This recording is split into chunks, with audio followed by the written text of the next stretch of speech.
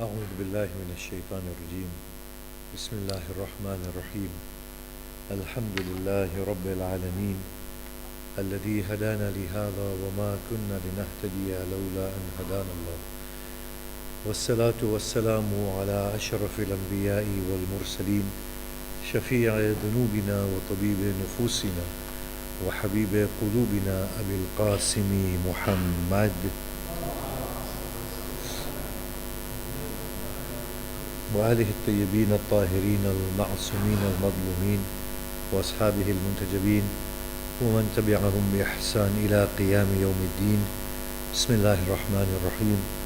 رب اشرح لي صدري ويسر لي أمري واحلل عقدة من لساني يفقه قولي.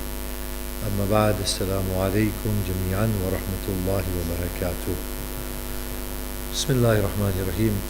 We are experiencing still the blessed days of Muharram and the remembrance of our most beloved Imam and his grand sacrifice. And of course, the celebration, commemoration, the mourning rituals for Imam Hussain Salamullah alayhi can serve to continue his legacy and his message. And this show of grief for Hussain ibn Ali Salamullah alayhi is no less than a means for purification of the hearts and the souls. And if we were to reflect upon what he stood for, then it's a means for the reflection, it's a means for the purification of the minds. It gives us perspective, an accurate perspective on life, of human dignity, where we need to be as humanity. It also serves as that common point where humanity can converge and say these are the true human and human godly values for which humanity needs to stand for. We cannot allow ourselves to be coerced. We cannot be frightened or bribed into being other than virtuous people. Human dignity dictates that we stand upright. We stand for that which is noble. We do not concede to pressure. We do not succumb to greed. We need to be dignified people who are filled with purpose, and we need to have this sense of life and a righteous life. So Hussain ibn Ali Salamullah alayhi, with all the rituals, the ceremonies, the mourning that happened around Hussain ibn Ali are all of great value and of great substance. But as the Shia community, we tend to be extreme in placing judgments upon people who perform azadari in their own specific ways. After much thought, I do find that we are being very unfair on the followers of Hussain ibn Ali Salamullah alayhi, saying that this is wrong and this is barbaric, so on and so forth. Of course, we do need to be mindful that Imam Hussain Salamullah alayhi cannot be expressed in a way that will detract people from the core of his message. Of course, Hussain ibn Ali needs to be expressed in a most accurate way. But that still does not justify us for saying that these people are wrong, their practices are barbaric. What we need to do is we need to think carefully into the matter and bring about a reasonable standpoint that would then serve as a guidance for all of us. Human community has always needed expression. We always operate on symbols. However, we need to understand that there is a time and place for every expression. We cannot go out in the streets and cut ourselves within the UK because the whole idea of procession is to convey to the onlooker the truth of Hussain ibn Ali.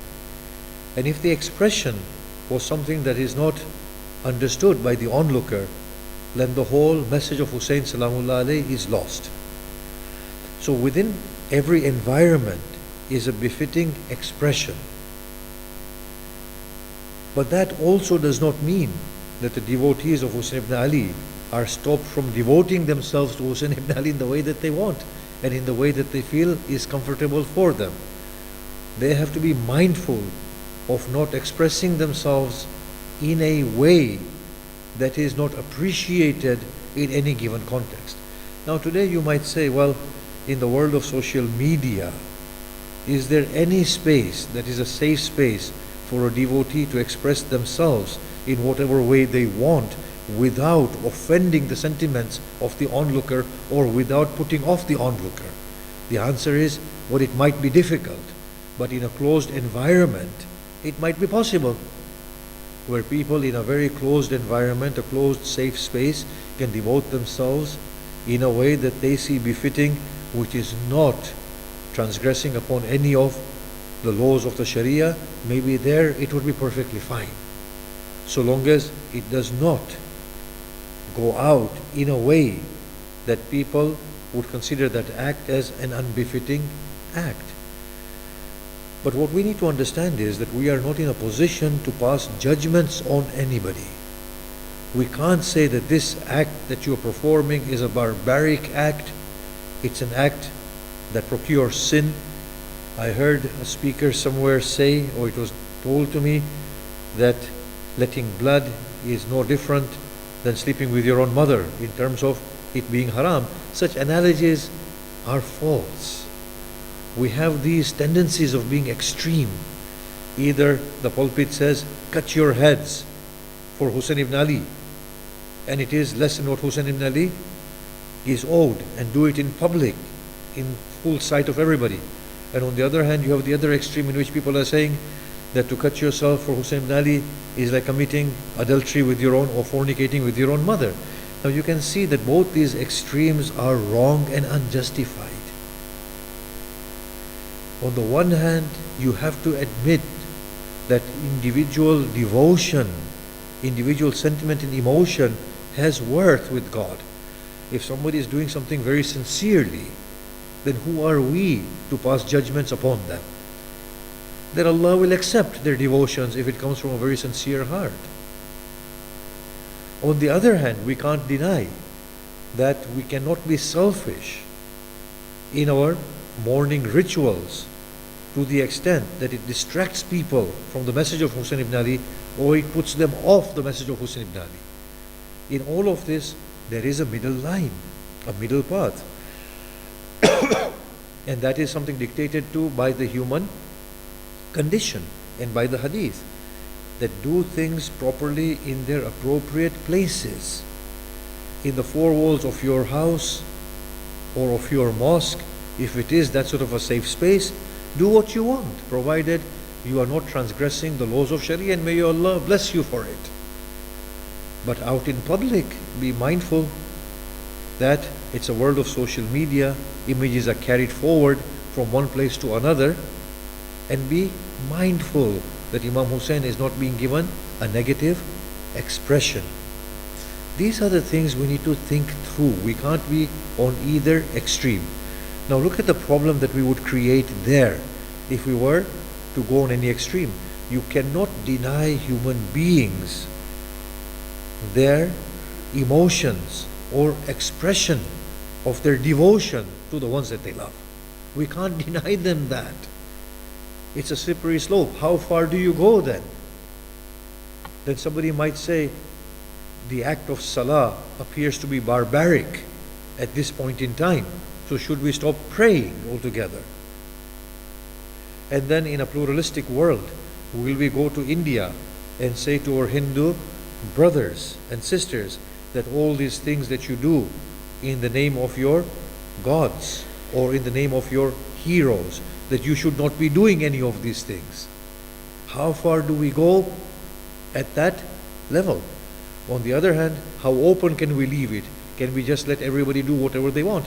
So I'm just saying here that there is a public space and a private space, and there are certain modern standards within the human community that we all need to maturely arrive at and abide by. But at the same time, we cannot belittle people's sentiments. That is absolutely wrong, and we can't deny people their personal expression of love. So we have to be extremely mindful here that we do not transgress any boundaries, and we go very cautiously, and we have proper discussion into this whole issue. Now, coming on the point of judging others, this is something that we have within us. It's a statement that's born through naivety, that we judge other people. We say they are wrong, they are this, they are that. This thing needs to be curtailed. We need to understand that different people have their different perspectives in the way that they do things. We need to arrive at that level of maturity and broadness to say that there is a distinction between what I am seeing and between what that person is feeling. Give them the right of what they are feeling. We can discuss in a very mature fashion, but we cannot judge the other person and say that they are wrong, they are this, they are that. We can express concerns, but we cannot judge that person's personal action. And we find this all the time.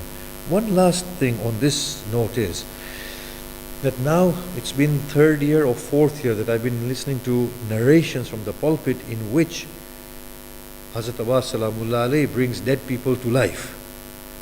Now, in a variety of ways, these narrations are coming forward, these stories. Somebody said that somebody buried his son because they made an oath to Hazrat Abbas that if you give me a son, I will bury him.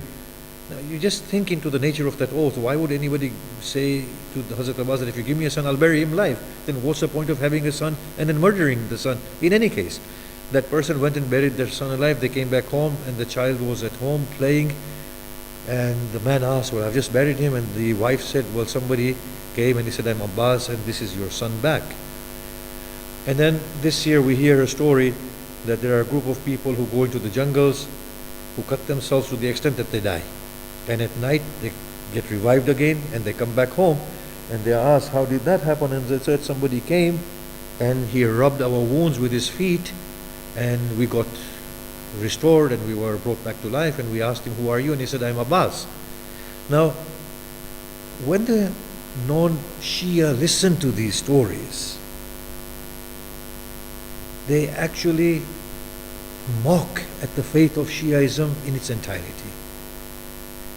Some of them are mature enough to say, look, not all Shias are like this, but did you see the audience within that gathering? And it was a packed gathering. And they were lauding the speaker and encouraging the speaker to say these things even more. Now, this thing says to us that things are wrong. Things have gone out of control here. We cannot have such stories, such claims being narrated from the pulpit. Now, this has gone to that extreme.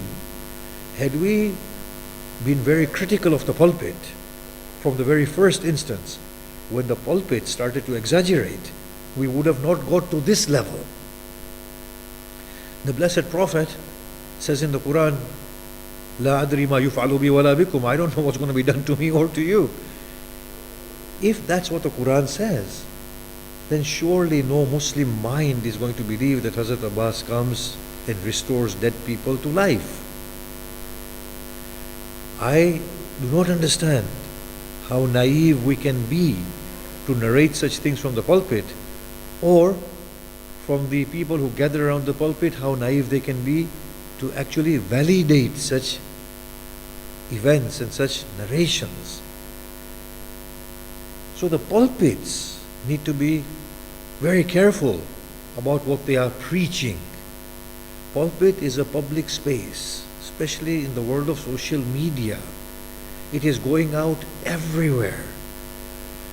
More than the bloodletting rituals in public, the damage is done from the pulpits and what the pulpits are saying. At least in terms of the devotion to Hussein ibn Ali, by striking the chest, we can say we can make a distinction between public space and private space. The pulpits have no private space. Whatever they narrate has to be factual, has to be reasonable, has to make sense, because it demeans Shia Islam to the listener and it dumbs down the immediate Shia audience. I, at one point, could not understand how the Shias could believe that Imam Ali beheaded somebody and put his head back on. I mean, we have this something in the Shias' narrations that somebody called Imam Ali a god, a Nusairi, so he chopped his head off. And then he put his head back on. I'm so sorry, I'm just having a funny moment right now. I'm just thinking of Imam Ali chopping the head and putting it back on. Brain surgery or something, I don't know. So that man, he says, see, you are God, you chopped my head off and you put me back to life. So you think here that, do you guys really believe this? Really? That Imam Ali cuts somebody's head off and puts it back on, and then cuts it off again and puts it back on and cuts it off 7 times? I mean, really? This is what the community is beginning to believe. Really? From there, it is not a big jump to say that on the day of Ashura, Hazrat Abbas Salamullah alayhi comes and restores dead people to life again. And then if we don't stop it there, God knows what will happen, how far we will go. So if that story of Imam Ali in itself was kept in check for the first instance that it happened, and people were to say, hold on, there is no record of this, where did this happen? If Imam Ali had indeed done that, then we would have said to Isa, look man, we've got one to compare with you. In fact, he's better than you. He chops his head off 7 times and puts it on 7 times. You only breathed in life into him once, and you said that is by idhn of Allah. Imam Ali didn't even say it's by idhn of Allah, he did it himself. Just take the head off and put it back on. We have to be careful. We have to be careful. The whole of this religion is being undermined. It's a beautiful expression of Islam. I've always said, the Prophet's family are not Shia. We have made them into Shia. They are Muslims. Ma kana Ibrahim Yahudiyan wala Nasraniyan. Ibrahim was not a Yahudi, was not a Nasrani. Walakin kana Hanifan Muslima. He was Hanif and he was a Muslim. And Allah takes pride in that. Muhammad Sallallahu Alaihi Wasallam and his family were not Shias or Sunnis. Hanifan Muslima. They were upright individuals and they were Muslims. And we need to understand that we've made them into Shias, and then we've made all these stories and we've totally undermined these beautiful people. If the Islam of Hussein Salamullah alayhi can be given out properly, it's the Islam of Islam, the real Islam. Where Sunni, Shia, Barelwi, Deobandi, Salafi, everybody can, Sufi can relate to equally. I hope I have not offended anybody, but it needs to be said that the pulpits at times need to be put into check. No matter who ascends it, they need to be put into check. And if they are not responsible enough to check what they are saying, then the listeners need to raise concerns and bring them into check and balance. Bismillah ar-Rahman ar-Rahim. Wal asr innal insana lafi khusr illa alladhina amanu wa amilu as-salihat wa tawasaw bil haqq wa tawasaw bis sabr.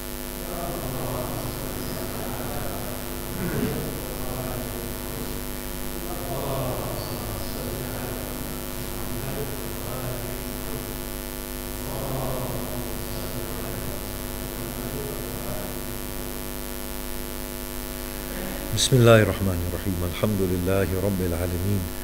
Wassalatu wassalamu ala ashrafil anbiya'i wal mursaleen wa alihi at-tayyibin at-tahirin.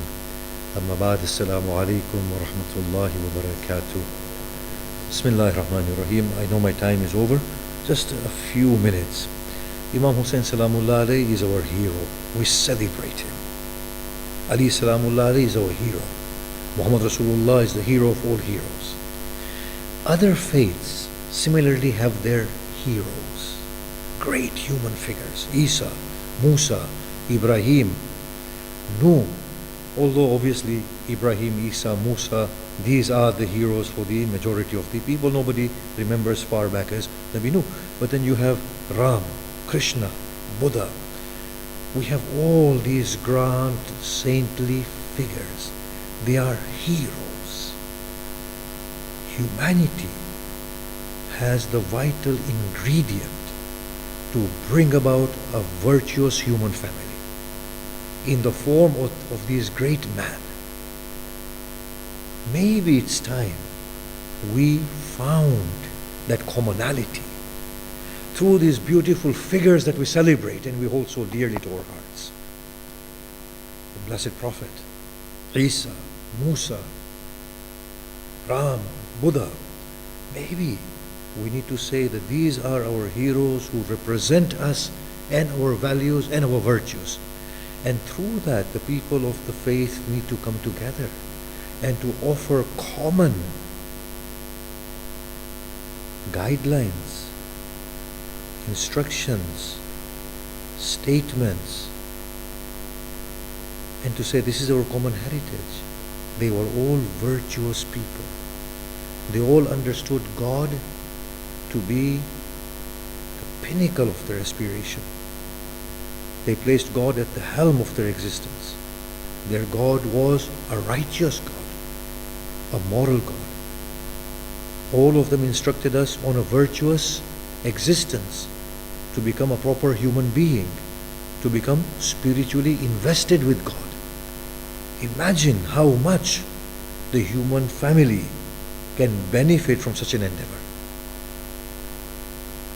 In fact, we as the laity can start this particular endeavor in our own limited capacities. Maybe we can join hands with our neighbors, with others, with the local church, with the synagogue, with the mandir, and say, let's explore the commonality that we have and you have in our heroes and our leading figures. We will see very quickly that actually there is not a great divide between a Hindu and a Muslim. They all believe in inevitably one God, a God who is a beautiful God, a God who wants the best from us. They will all tell you, and we will all agree with them, that we are not different in terms of what we consider virtuous within human existence. We will all say be polite, altruistic, helpful, truthful, caring, loving, forgiving.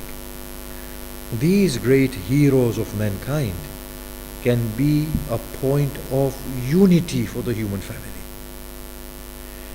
Apart from how to pray your salah and which direction to face and where to perform your pilgrimage, there are differences there. Somebody will go to the Ganges, somebody will go to the Kaaba, somebody will go to Baytul Muqaddas. In those directions there might be differences. And Allah says, there is no good in turning your faces to the east or the west. Goodness is believing in God, His message, being righteous, giving to the orphan, being steadfast, being true to your promise. لَيْسَ الْبِرَّ أَن تُوَلُّوا وُجُوهَكُمْ قِبَلَ الْمَشْرِقِ وَالْمَغْرِبِ. Allah says that the virtue is something beyond these forms. So maybe such an endeavor can bring the human family closer. And maybe that can bring about goodness, collective goodness for us all. Maybe that can bridge the divide. Maybe that can give us a common goal for humanity.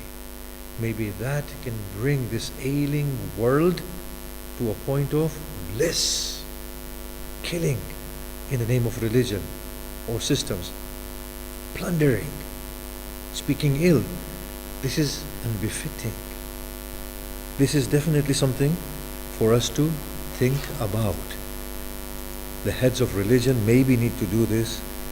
Our grand ayatollahs of Najaf and Qom, the Pope, the archbishops, the Dalai Lamas, the Agha Khans, all of them need to come on to this. But less than that, we, the local communities, also need to do that, and we as individuals also maybe need to do that and see this as a duty incumbent from God. May we pray Surah Fatiha for all our marhumin and all those, for the cure of all those who are unwell, and sick. Al-Fatiha.